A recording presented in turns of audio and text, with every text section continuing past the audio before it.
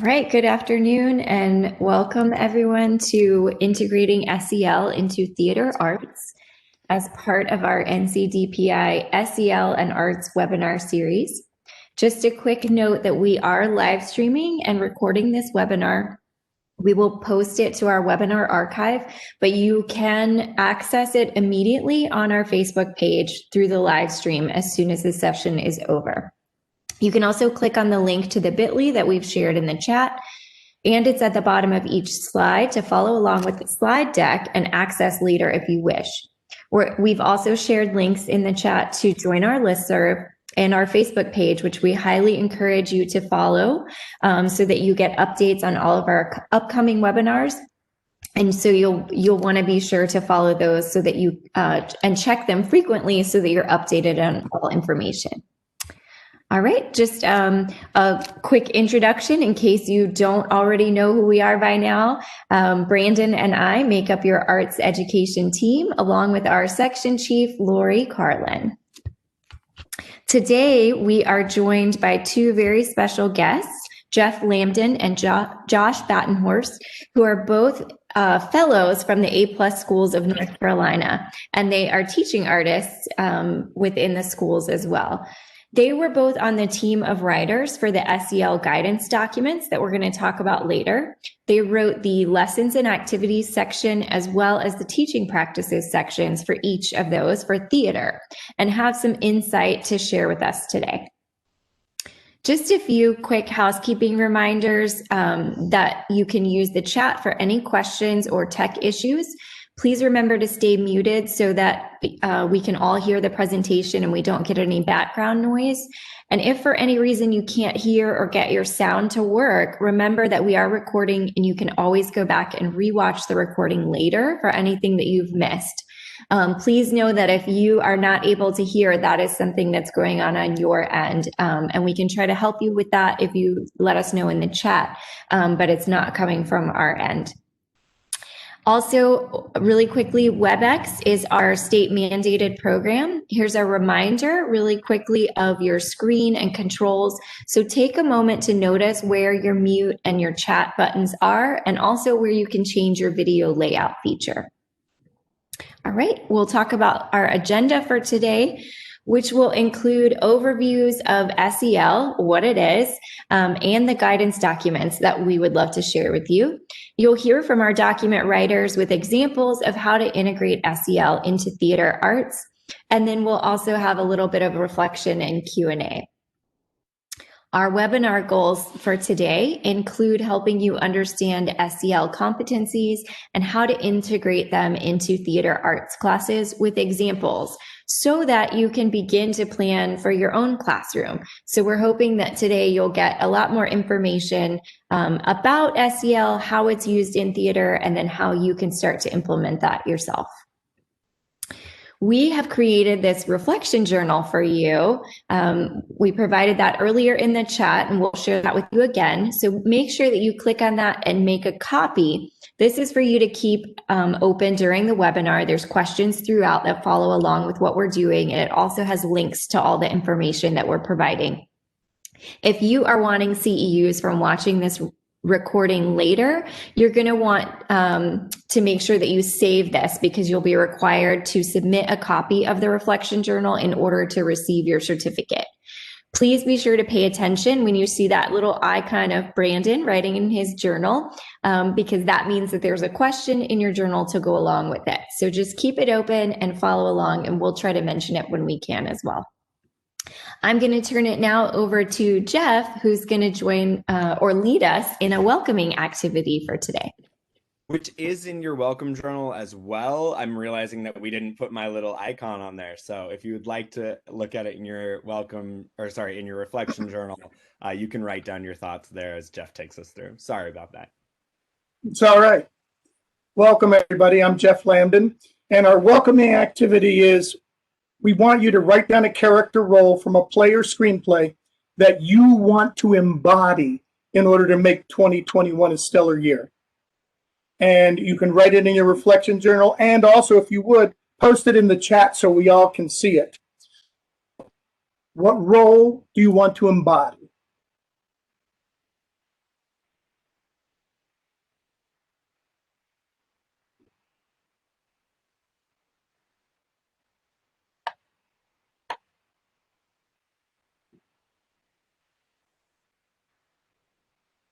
So when you click on the link, it should take you to this page like this, and you click on make a copy, and then it will make a copy of the reflection journal for you.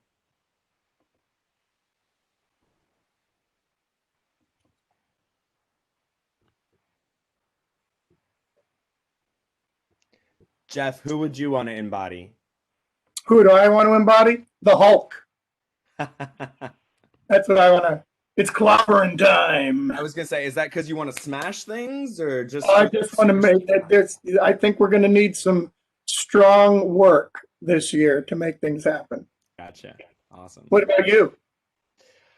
I don't know. I was just trying to think of some of our funny men because I feel like I use humor a lot to soothe souls and take care of situations. Cool. I see Josh has weighed in with Mr. Wolf from Pulp Fiction. That's a scary thought. Well, I mean, when you think about what 2020 was, I was just like, there's a lot of cleanup that needs to be done.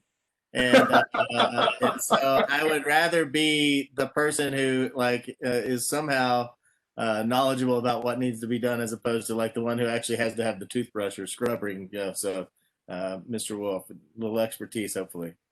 And I like the next couple, Mary Poppins. Good job, Miss Courtney. And Portia from the Merchant of Venice.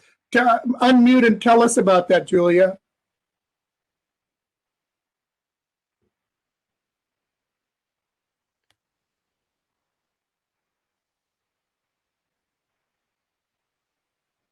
I see that you're unmuted, but I can't hear you. That's crazy.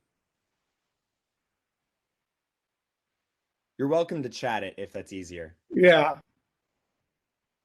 Maria from The Sound of Music. Yeah, I can see that. Mr. Rogers. More kindness. The Mandalorian. The Baby Yoda, excuse me. Very cool. All good ideas. We're going to need all of these this. And we just wanted to start out with something a little light, a little interesting, and forward thinking. So I'll pass it back to Brandon and Sayward. Thank you so much. Awesome. So, Sayward, can you help Julia here? Thanks. Okay, cool. So we just want to take a minute to reflect on what arts education is like in North Carolina, because we like to remember that we're stronger together. And even though you are probably the only theater teacher in your home right now, you are not alone. You might even be the only theater teacher on your street at this point. Sorry. So North Carolina Public Schools serves 1.55 million students across 2,500 public schools and across 386 public school units. In those 2,500 public schools, over 7,000 teachers teach the 4 arts areas. I recently went back and looked at this data, and it's like, I think more close to 8,000 teachers at this point now. And though the North Carolina General Assembly lawmakers create the laws and the State Board of Education creates the policies which impact your job, it's the role of DPI to create instructional resources to actually help you succeed in teaching your students with those policies. Sayward and I don't actually make any of those decisions or policies, but we're here to assist you in any way that we can. And this series has been specifically designed to help our teachers succeed when that decision-making process is out of our control. Remember, you're not alone in this. We are also really excited to share about the legislated arts high school graduation requirement. And for the first time ever, every student in North Carolina will experience the arts, starting with those entering 6th grade in 2022. Just a little reminder that in North Carolina, we teach within the Comprehensive Arts Education Framework. This was the result of the task force from the North Carolina General Assembly in 2010. And all 3 components of the CAE are independent and were found to be completely necessary for a well-rounded arts education. We encourage all educators to look for opportunities to partner with their local organizations to bring arts education, arts integration, and arts exposure to authentic experiences to their students, even in this time of virtual learning. Oops. And of course, everything is clickable. So if you click on anything, it takes you out to somewhere else. If you've been to any of our previous Making Lemonade sessions, you know how much I love this framework. North Carolina Department of Public Instruction and the Friday Institute work together to create this framework for remote teaching and learning. It really addresses 7 key pivot areas for us to be able to address all of the needs of our students to ensure that they are moving forward in this time and not moving backwards.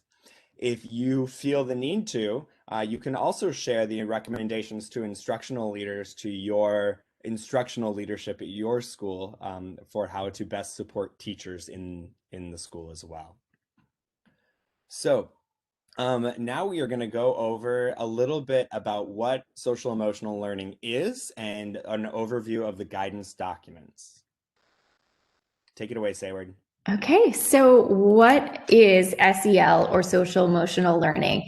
SEL addresses these 5 core competencies, which include self-awareness, self-management, social awareness, relationship skills, and responsible decision-making. Just a reminder that our previous webinar went into a bit more overview of what each of these competencies were in general. And today we're going to be diving more specifically on how to use them in theater arts. There's a link there that takes you to all of our previous SEL webinars. And you can also go to the DPI wide webinars that are for all content areas. So be sure to check those out if you feel like you need a refresher or you need more information. On this graphic shown, you'll see that they're grouped by colors. The orange ones are dealing with awareness and management of the self. So they're really dealing with the individual and identity and how to manage your own personal actions and ideas and feelings. The green ones are dealing with others and other people through social awareness and relationship skills. So being aware of other people, other ideas, other cultures, and relationship skills, how we react and work with other people, how we communicate. And then all of those together impact the yellow one, which is responsible decision making. So SEL is really at the center or the root of all learning, and then branches out to how that is addressed within the classrooms, and then the schools, and then the homes and communities through family and community partnerships. On this next slide, you'll see the most updated definition of SEL from CASEL, which is the Collaborative for Academic, Social, and Emotional Learning. We have adopted, North Carolina is part of the CASEL network. So this is the model that we are using through NCDPI across all content areas in the schools and workplaces that have to do with education. So you can come back to this and read it in more detail. You can also click on that little link that says CASEL at the bottom to have a lot more information specifically from CASEL and about the organization itself. But notice that that the slide says SEL is an integral part of education and human development. On this next slide, you'll see something that was taken from the Friday Institute framework that Brandon talked about earlier. And we love this quote at the bottom saying, ensuring that students have opportunities to continue to see their place in our school and community is imperative. Addressing SEL is not optional. It is critical to supporting our students and their learning. Awesome. So here's a summary of the North Carolina Department of Public Instruction SEL Implementation Plan. Man, could we possibly have like more acronyms? If you're curious about the steps to the planning process, which actually started well before COVID started. So I know that we didn't really get out in front of everybody about SEL before COVID, but the ball was rolling for almost a year, I think, before COVID actually hit us. We really encourage you to look over the flyer that's hyperlinked there and share with your school and colleagues to be aware of that Collaborating States initiative. So there are many states across the nation who are all working together to build resources and to build off of one another's resources to really use that collective intelligence to amplify what the North Carolina SEL team is doing. One of the things that we noticed right away was that art and SEL go hand in hand immediately. And so Sayward, I love all the nods I'm seeing. Yeah. And so we immediately began putting together these resources that find those natural kind of obvious connections between SEL and the arts. And so one of the ways that we did that was in this interactive CASEL wheel here. And if you click here, it'll take you to the SEL page, and you can find the interactive CASEL wheel here. And what it is that within each of these areas, if you click on the name of the competency, you get a little bit of a description. If you click on the YouTube video, there's a video from Think, which is amazing, and I don't think there's any better way to really understand each competency than watching the video. And then in each one of the areas, I almost called them quadrants, but that's not quite right, is it? TA is the theater arts. And so here are some natural connections again, just to kind of bring to the forefront those ways that we address SEL, in this case, self-awareness, in the theater arts classroom. Along the outside, like Sayward said, those blue areas are really where we partner with our community. And so out here, we have all of our community resources, our arts community resources that will be able to support SEL in the arts. One big one that I'd love to draw attention to is called SEL Arts. And it's a project of New Jersey, but since these are all sort of national competencies through CASEL's Collaborating States Initiative, which we are part of, they do a great job connecting the 4 artistic processes with the arts, with the SEL competencies. We're going to take a look at the guidance documents in more depth in just a minute, and then know that we have a whole archive of SEL webinars that we already have and that we will continue to add to. Additionally, if you click on this little graphic here, it takes you to some posters that you are welcome to print out as sort of a quick reference guide. If you scroll all the way to the penultimate page, you'll find the theater arts page.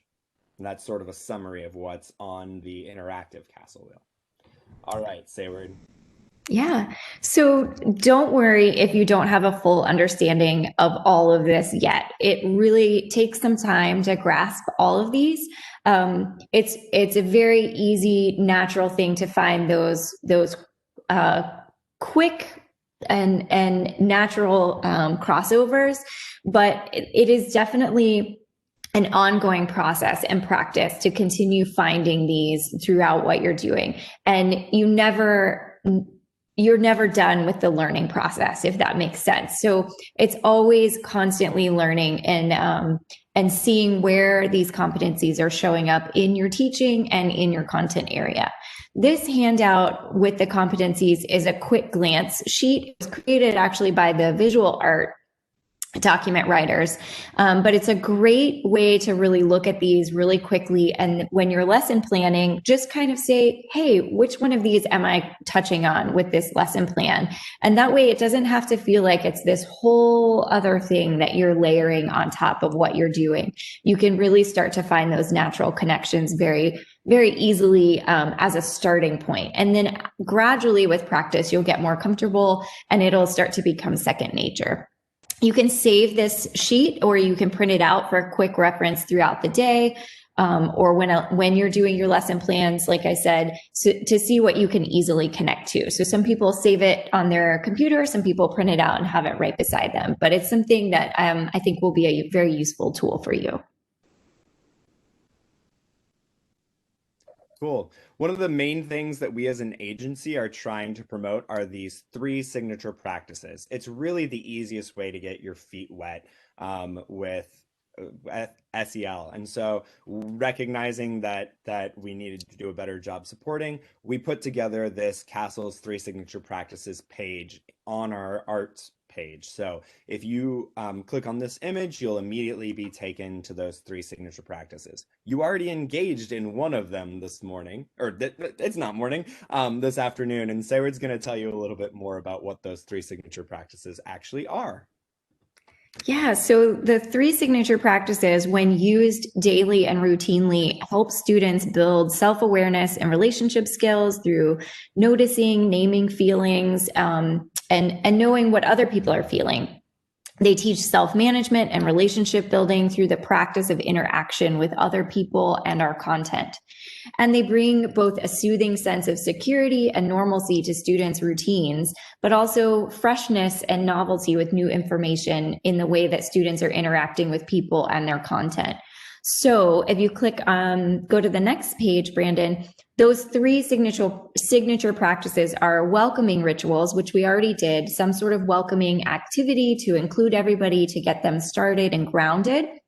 They establish safety, predictability, a sense of belonging, respectful listening, inclusion of all voices.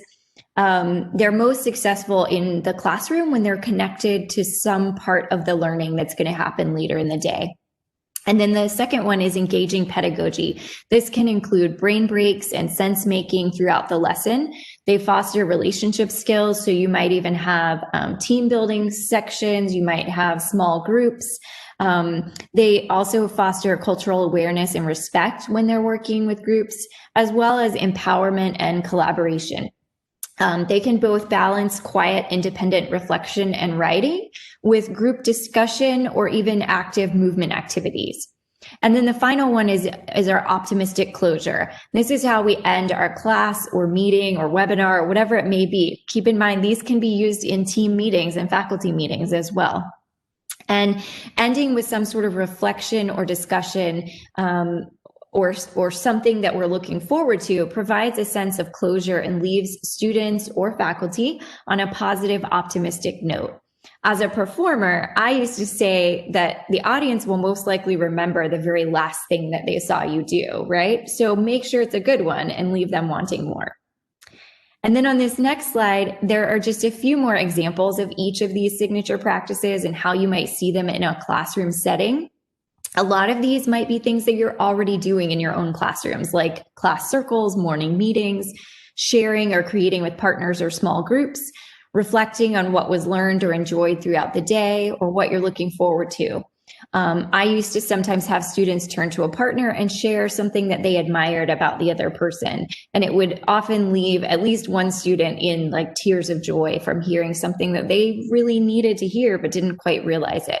There's also a link there to deeper dive into 3 signature practices that has more example tasks for you to be able to use and create some of these for your own classroom. All right, I'm going to turn it back over to Brandon to talk about the documents. I keep muting myself. I apologize. So the SEL team started with these documents that were created by the Massachusetts CASEL team, and decided that we wanted to amplify them, make them completely relevant to the North Carolina essential standards. And so we partnered with Michelle Burrows and the A+ Schools of North Carolina, and she had her team of fellows work with us, which they're here today, on the content of this document. So you'll see all of the regular discussion sort of about how the art form connects to all of these competencies. But then we get to the practical part. Here are activities and practices that you can engage in with students on self-awareness. So please do feel free to jump into this document. I want to know right now, what stands out to you? What have you used? What do you love? So again, the blue bands are all sort of those activities and lessons that you can do. But then if you keep scrolling down, you see teaching practices. So what sort of implicit things can I do as a teacher? What sort of procedures or protocols can I do that also reinforce these core competencies with our students? If you keep scrolling, you'll get through all 5 of the core competencies. And all the way at the end, we even have a standards alignment document. So in kindergarten, we have standards that actually address self-awareness in theater arts. you know, in and this goes through every single one of the grades. So I'm going to give you about 60 seconds. If you can share what you love from this document, what you have used from this document, from when we shared it, what excites you about this document, go ahead and drop it into the chat. I'm going to pull out a couple things just myself. You know, in the lesson and activities, helping students develop listening skills by improvising scenes in imaginary situations. That's applicable to a very wide spread of grade bands. And that's all about self-management. You know, anytime, it's great because we have conversations with other content areas all the time, and they're like, man, we're going to role play. And I say, you mean you're going to engage arts integration with the theater arts standards? You know, whenever we put ourselves in someone else's shoes, we can integrate those theater arts standards. And so we have a great opportunity here to work with our colleagues and have some arts integration go on as well. You know, social awareness, just making sure that you're building respect for diversity in the classroom by having students share their different perspectives on situations or different performance strategies, making sure that they are aware of how much space they take up when they are moving, you know. Those sorts of things are directly in line with these CASEL competencies, and they're things that we're already doing in theater arts. So, yeah, great. Cool. Well, without any further ado, we're going to go ahead and send it over to our teaching artists, who were the ones who wrote all of these examples for you in these guidance documents. They've provided a lower elementary example and a high school example to really dig in today from their experiences from pushing into classes that you can apply to your classroom theater arts. All right, Jeff, go for it. Okay, welcome everybody. To start with, I want to move a little bit. We've been sitting and listening for a while. So I'm going to teach you an exercise that's good for your brain. All right, you can do this sitting or standing. And if you want to turn your screens back on so I can see you, that's fine. But the first movement is this. Put your hands up like this, your elbows out like this. Do it with me now, children. And we're going to do windshield wipers, very simply. Thank you, Medina. Good to see you, sweetheart. Yes, good. Okay, that's the first movement, and pause. The second movement, using your elbows as the fulcrum, make a circle with your forearms, just like this. Excellent. Good. I say word, pause. Now, here's the fun part. You're going to be doing windshield wipers. I'm going to count to 3. When I say the number 3, one arm goes in a circle, but the other continues as a windshield wiper. Oh, yes, oh, yes. Here we go. Ready? 1, 2, 3. Show me the difference. That's it. Good. Pause. Back to windshield wipers. Other arm now. 1, 2, 3.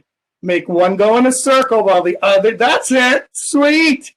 All right, and pause. All right. This is an example of a cross-body exercise where the two halves of your body are doing different things. They cause signals, neurological signals, to go across your corpus callosum in opposite directions. These were invented by a very famous basketball coach at a very famous college, UCLA, John Wooten, right? He invented these because he found his basketball players always shot with one hand. This is before people were really ambidextrous on the court, and he wanted to train his athletes to be able to do it. So he worked with neurophysiologists at his university, of course, and they developed these exercises. So this is a cross-body exercise. Okay, now, all right. For those of you who don't know who I am, I'm Jeff Lambdin. I'm a mime, mask, and variety arts performer, and that's what I do for a living. I also dabble in arts education by leading workshops for students and educators in mime, circus arts, mask theater, commedia dell'arte, melodrama, ensemble techniques, improvisation, and play. These are the things in which I was trained. Now, I am also a North Carolina A+ fellow. This is my badge. That means that I help to train the faculty and staff of A+ schools of North Carolina to view the arts as fundamental to teaching. With team members, I help educators develop a creative culture in which North Carolina's mandated curriculum is taught through collaboration and multidisciplinary integration, with the arts continuously woven into every child's learning experience. How'd I do, Michelle? Okay, now I want to begin my portion of this webinar by getting on my high horse. First, I want you to know something. You're probably already doing social emotional competencies in your work. If you are working on listening and responding, making offers and accepting the offers of others, collaborative skills embodied in ensemble work, creating characters and dialogue, understanding, manipulating, editing the text of scripts, if you're creating action from intention, reason, and subtext, if you are having your students share their work, solo and ensemble work, with the rest of the class, and if you're playfully approaching the work, you're already including social emotional competencies in your teaching practice. Now, I want you to become intentional about it. When you utilize social emotional competencies, you embed them in your lessons so you know upon what you are working. Now, I say this, now Sayward and Brendan disagree with me, but I see a time when social emotional learning competencies are going to show up on your lesson planning forms. Much like now we see the inclusion of multiple intelligences on forms throughout the state. Therefore, it behooves all of us to understand what these competencies are and how they relate to theater instruction. Now, second, from beginning to end, there are many ways to put together a theater class. As many of you already know, I'm a huge advocate of including at the beginning of each class some sort of pre-performance routine, whether you call it a welcoming ritual like we did today or a warm-up. I also advocate at the end of each class some sort of reflection activity. Now, these are activities embedded in your teaching practice, your classes. I encourage you to view the intentional embedding of social emotional learning competencies in your lessons in the same light. These are competencies, these competencies are an integral part of education and human development. All right, third, as many of you know, I work in many states throughout the nation, so I need to know the spoken in those states. Just like acting techniques, there is a wide variety of approaches to social and emotional learning. California, right, the California Department of Education uses the CASEL program, which has 5 competencies within the structure, just like North Carolina. The Indiana Department of Education created their own social emotional learning program, which has 7 competencies.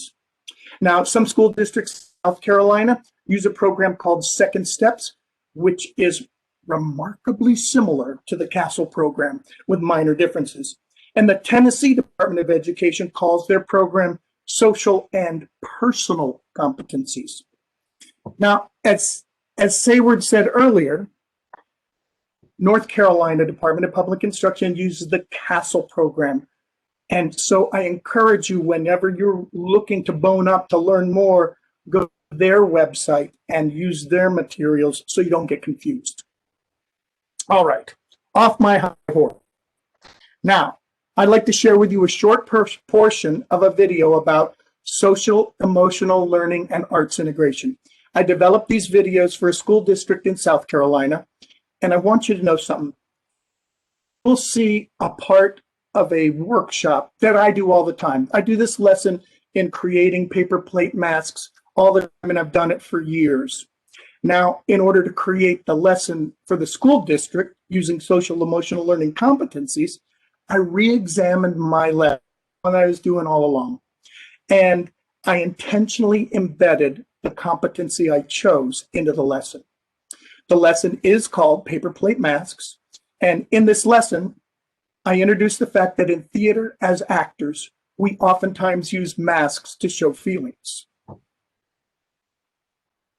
And the students then make 4 simple masks using paper plates and a marker, and they use them to act out their feelings shown in the mask. Pretty straightforward theater lesson. So Brandon, if you will. Let's roll tape.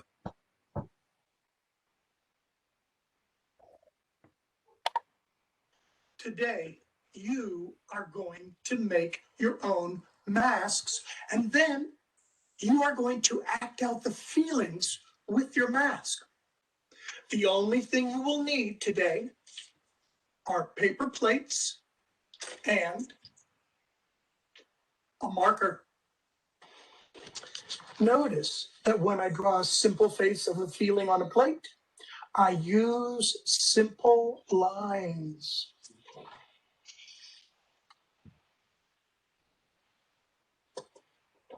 So let's pause right here and take a moment.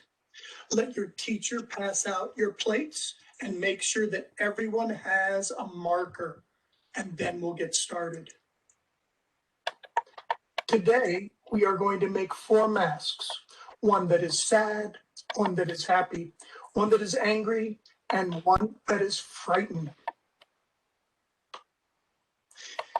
Using the pictures as a guide, what I want you to do is to draw a different feeling on each mask. And then on the back of each mask, write the name of the feeling. So you know what the feeling is when you put it in front of your face. Okay, now that everyone has their 4 masks, happy, sad, mad, and scared, let's have some fun with them. We're going to go through them one at a time, and let's start with our sad mask. So everybody, pick up your sad mask. Now, what you're going to do is you're going to hold your sad mask in front of your face. With the mask in front of your face, everybody, show me you have a sad body that goes with the sad mask. If you were feeling sad and you were waving to me, show me how you would do it. That's it. Now, show me how a sad person walks. Keep the mask in front of your face, showing the feeling while you use your body. And then show me how your sad person sits down.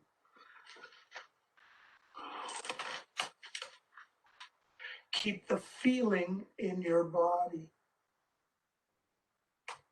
That was great.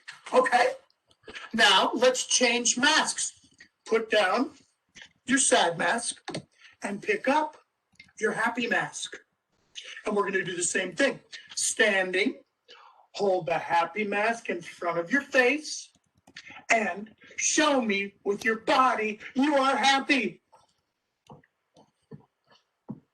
Show me how you'd wave. That's it. Show me how you'd walk. Show me how you'd sit if you were happy. Excellent. All right. Now, let's go to our third mask. Put down the happy one. Ooh, get the angry mask. Got it? Okay. Hold the angry mask in front of your face. Show me with your body. You are angry. Show me how you would walk if you were angry.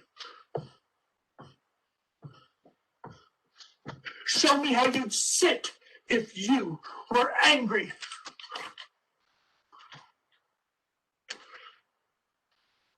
Beautiful. Nicely done. Now, let's go to our last mask. Ooh, our scared mask. Are you ready?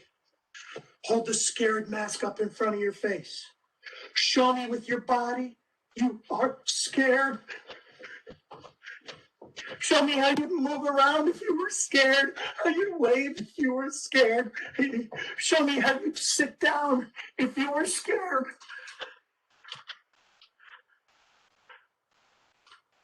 Whew. Take the mask away. Put the mask down. And now Let's talk about some of the things we noticed while we were doing our mask work. Now let's think about what we just did. Did you move differently or the same in all of the masks? Which mask and which movement was the most fun for you? Which mask and which movement was the most difficult for you? These are good things to think about. So you see, today we used our bodies to show the feeling that was on our paper plate mask. And you did it very well. Great work. When you go home, you can show your parents how you use your mask and how you show your feelings with your body. That would be great fun. Now, I certainly have had fun with you today. And until I see you again, have a great day. Today. Oh, sorry. There we go. All right, am I unmuted? Okay, good. Okay, so you guys, as you can see from the bottom of the slide, I've noted the North Carolina essential standards involved, as well as the social emotional learning competency embedded in the lesson. Now, if you're working with a different grade level, I expect you to be able to modify, adjust, and adapt this idea to meet the standards for the students in your class. I know we'll have time for questions later. If you have any, write them down, and when we get there, I'll be happy to answer them. But for now, I yield the floor to my colleague from Asheville, Mr. Josh Batenhorst. Well, hello there. Hi, I'm Josh Maddenhorst. I am the CEO of Bright Star Touring Theater, and as Jeff said, I am in Asheville, North Carolina. Before I was with Bright Star, I came to Bright Star in 2016. From 2002 until 2016, I was the theater teacher at Art Space Charter School in Swannanoa. So that was a K-8 school, but I've also taught and directed in college and high school as well. And so when I was thinking about what to teach, I really wanted to know who was going to be in the room today. And I saw that several of you are high schoolers. And so we're using a more advanced text for this portion of the program than Jeff was using. I saw one funny thing when Jeff was talking, and I was reading along on the closed captioning, and he said, you can go home and show your parents how to use your mask. And for a moment, the closed captioning said MasterCard instead of mask, which I thought was really funny. I was like, yeah, it would be nice to teach them how to. I don't know about you, but during the pandemic, I've had no problem using my MasterCard. That's been actually probably the easiest thing for me to do during the pandemic. But okay, so another thing that's happened during the pandemic, Bright Star, our business is down like 90% over what, and I'm sure Jeff is feeling the same thing as a teaching artist, because we just can't travel the way that we normally would. And so one of the lemonades, I guess, that I've been able to make is was able to pick up some work as a tutor, as an individual tutor with some students, and that got me back to teaching students individually. And one of the great things about teaching and tutoring a student is there's really not necessarily a curriculum that you have to follow when you're one-on-one and you're just trying to improve some skills. And so one of the things that I'm working on with my students is getting them interested and finding what their interest is and following their interest. And one of my students came to me just after the new year, and he said, I want to read political philosophy. And so this is a student that's 15 years old. I'm like, okay, political philosophy. And so I thought, well, let's go let's go back as far as we can, as far as I know of a political philosophy, and I knew something was like clicking around in the marbles of my brain, and that was Plato's Republic. So I was shocked by Plato's Republic. I've been reading it now for the month of January, and I've been shocked by this book. It is really out there in the ideas that he has for the ideal society. But the first thing that Plato puts forth through the voice of Socrates in his Republic that before he can establish a society, the first thing that they're going to talk about is how we're going to teach children. There's something very fundamental to any society and any group that's trying to figure out how to make a successful world and get us all to find our way in it. And for 2,500 years, people have been trying to figure it out and setting standards in education. Now, in Plato's Republic, those standards end up being in some very strange places with a very structured class patriarchal society. So I think it's very natural for a teacher to be looking at these standards and go, man, so to what end are we adopting any new standards? To what end, to what purpose are we doing this social emotional learning? And so when I was looking at the standards back in the summer and working on them with Jeff and trying to figure out activities, one of the places where I really wanted to focus on was how can we let these standards help students to understand more about themselves? Because I don't think you can ever go wrong if you're helping a student to figure out who they are in and of themselves and perhaps even what they think about these standards. And so that led me to the activity that we're going to do today. And this one's going to be a lot on you. And the idea here is to use the CASEL standards as a line of inquiry, much like Socrates has his own line of inquiry. Well, what if we're going to, because the point was he wants to find out what justice is. And in order to find out justice, he needs to create in at least his imagination this complete perfect state. And there we'll see evidence of justice in that complete and perfect state. And I would hope that that is so. So I think that if we were to use our standards as a line of inquiry about a text or about some play or about something in society, we should be able to see evidence of it in some way within that text, if it's a good text and if it's a good play or if it's a good thing for us to be examining using these CASEL competencies. And I'll show you what I mean if we can go on to our next slide. So what we're going to do is we're going to take this play, Hamlet, by William Shakespeare. We're going to take one very small section of this play. We're going to read it together briefly. We're going to talk about the background in the scene. And then we're going to imagine that this is our text that we're looking at with our students.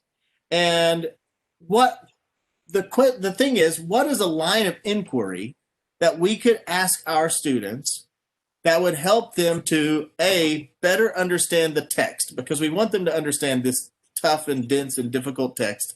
But we also want them to understand something more about the social emotional learning traits. We want them to understand how these traits are evidenced in our world and in our art. So at this point in Hamlet, what has happened is a little background for those of you who it may have been a while since you've read Hamlet is we have a king, Claudius, who happens to be Hamlet, the title character's uncle. And King Claudius has secretly killed Hamlet's father and then married Hamlet's mother and become king. Okay, so Hamlet, not the son of the first king, becomes king. Rather, the king's brother, Claudius, becomes king and marries Hamlet's mother along the way. So Hamlet, also some important background knowledge for this scene, was betrothed to a person named Ophelia, who was Laertes' sister and Polonius's daughter. Now, Polonius is the consigliere of the king. He's the counselor. Now, Hamlet has killed Laertes' father in just the previous scene. He just killed Polonius in an act of rage, thinking that Polonius was his uncle's stepfather, the King Claudius. And shortly after that, that was actually a couple of scenes before. And then just prior to this scene that we're about to read, Claudius, the king, Hamlet's uncle / stepfather, has contrived with Laertes to kill Hamlet in a duel. Okay, so that's all happened. That just happened. Right now, they were on the edge, so there's some dastardly deeds about to be done when in comes Hamlet's mother, Queen Gertrude, walks in, and she says the line, "One woe doth tread upon another's heel, so fast they follow. Your sister's drowned, Laertes."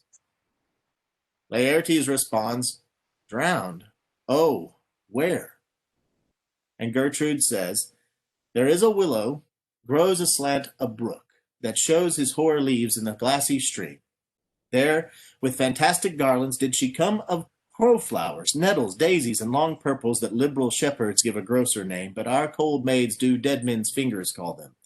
There, on the pendant boughs, her coronet weeds clambering to hang on envious silver sliver broke, and when down her weedy trophies and herself fell in the weeping brook. Her clothes spread wide, and mermaid-like a while they bore her up, which time she chanted snatches of old lauds, as one incapable of her own distress, or like a creature native and endued unto that element. But long it could not be till that garment, heavy with their drink, pulled the poor wretch from her melodious lay to muddy death. So, we have a disturbing scene here in which our characters have come into, they're dealing with something here, right? We have Gertrude and Laertes. Claudius is also in this scene, although we do not see him. And the other character that's talked about is Ophelia. And we also have Hamlet somewhere far off stage somewhere, but he's not in the scene. So thinking about those characters, if we can move on to the next slide, Brandon, what we're going to do is we're going to break everyone into one of these 5 groups, and the 5 of us have been assigned to one of the groups as well. And so you'll be either in a group of people who are all looking at self-awareness, self-management, social awareness, relationship skills, responsible decision-making. And then you're going to concentrate and discuss these traits over here, these traits of the competencies as CASEL outlines them. And when you look at those traits, does the scene that we just read or the scene that we just countered, does it lend itself to thinking about identifying emotions better? Does it lend itself to accurate self-perception better? Or could we ask a question about one of those characters that might lend itself to looking at the character through the lens of one of these traits? Okay? So, and for traits that lend themselves, what you're going to do with your group is write a question that might help students to either better understand the text by looking at that character trait, to better understand the trait by looking at some aspect of the text, or maybe even best of all, some question that you could ask about the text that includes that trait that might help us better understand both. Okay? I hope. Does anyone have any questions about those those things? So I just put this on a different slide. Also, be prepared to share. So we're going to break up into those groups. We're going to follow those four leads. And I guess, Brandon, when we break into the groups, it will be evident which group we've been broken into.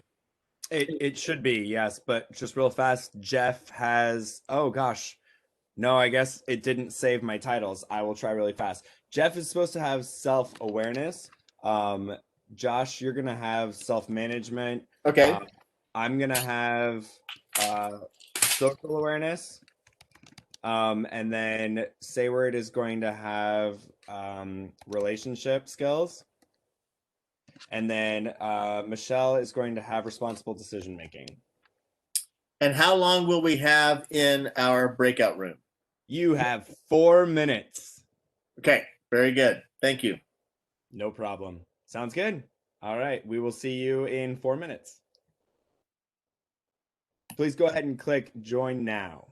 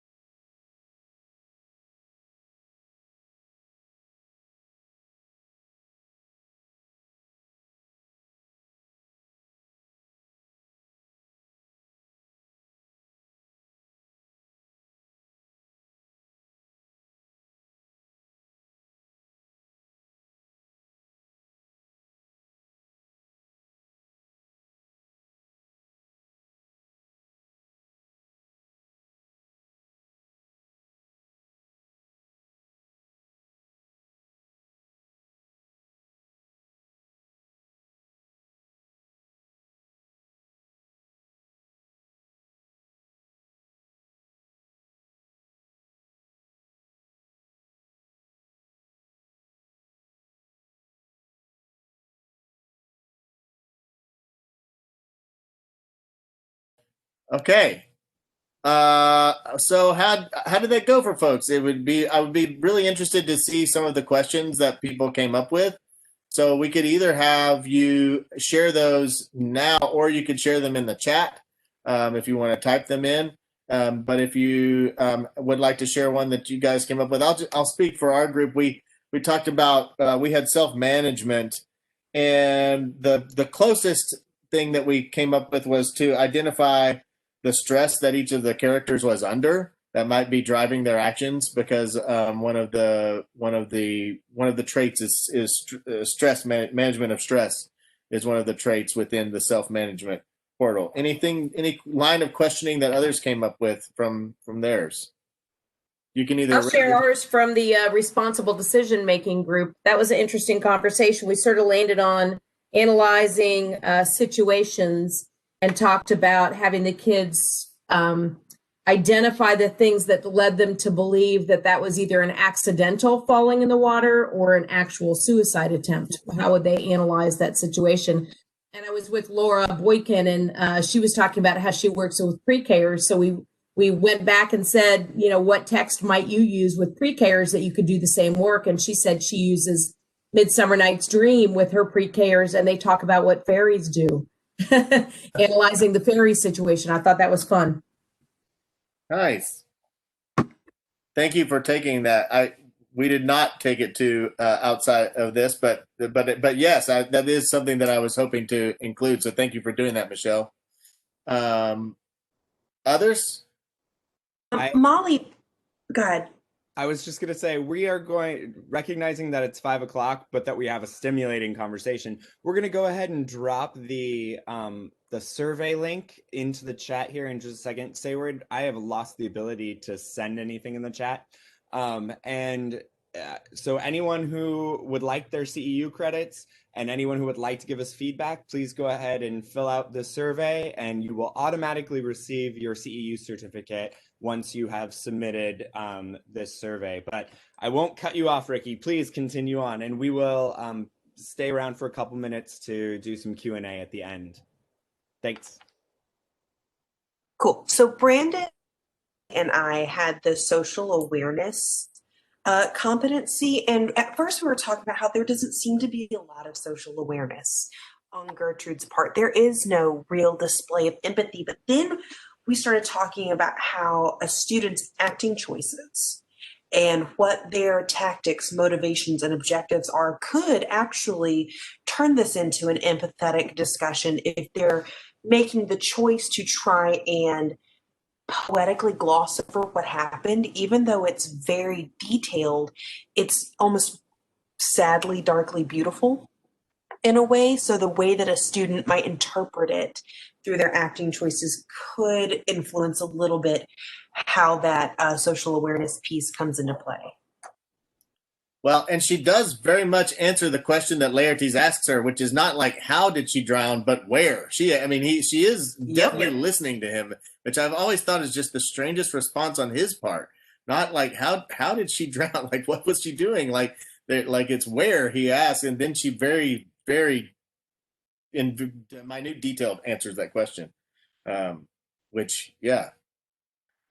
So Brandon, I recognize also that we're short on time, so I'll just turn it back over to you. Thank you guys for playing along. I hope that you've seen some connections with how you might use these traits and competencies as an actual line of inquiry as you're analyzing texts, which was my point of the day. So thank you very much for playing along.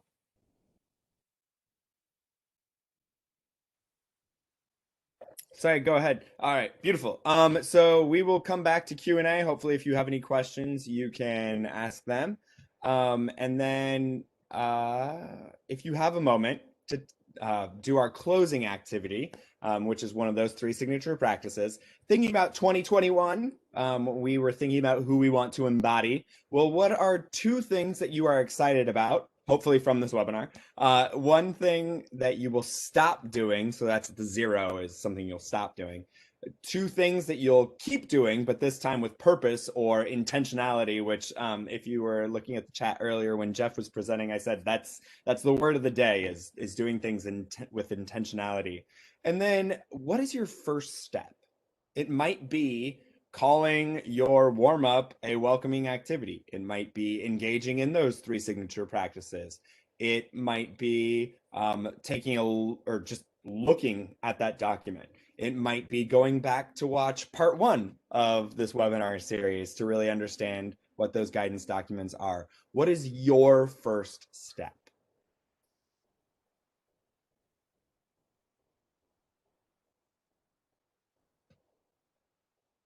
Dr. Laura, I would love to talk to you more. All right. And then, of course, we have, here is our survey. And we just want to bring to light a new campaign, which is launching tonight from the NAM Foundation called Arts Are Education. If you click on this link or if you visit artsareeducation.org, there is a town hall meeting tonight about how different arts education programs are looking forward to the new school year and new budget seasons and everything, and thought this might be of interest to all of the stakeholders here. So thank you so much for being here, and we will see you next webinar. Again, everything is archived, and we are ecstatic to have you here. Thank you so much. If you have any questions, I'm going to stop the recording and we will go ahead and open up the floor for any questions. Thank you all so much for being here.